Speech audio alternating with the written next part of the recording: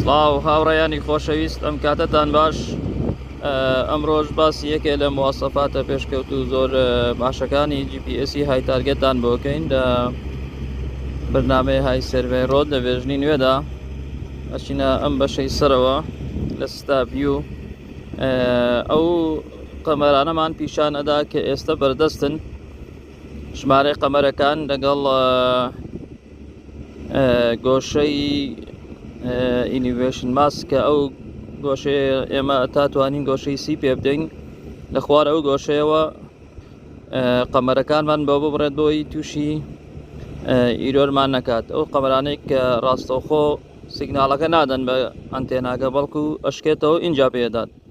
ئەو گۆشەیە عادەتەن بەپێی شوێنەکانە گۆڕێت لە دەشتایی و سەحرادا باشان لە شوێنی ئاوەدانی توانین تا 15-20 پێ بدەیت. لەم بەشەی تردا ئەومان پیشانەدا کە قەمەرەکان بەردەستن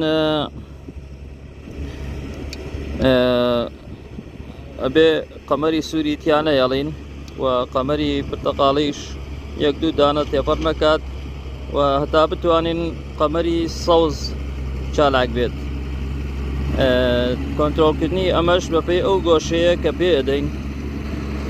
گۆشەکە ئەگەر سفر بێت ئەوە قەمەری سوور و پرتەقاڵی زۆرە بێت، ئەگەردا بۆ 15 بێت ئەوە سوورەکان نامێن و پرتەقاڵیەکە دەمێنێت و گۆشەی 20 پێ بدەین لە زۆربەی حاڵەتەکانە تەنها سەوزەکان ئەمێنێت.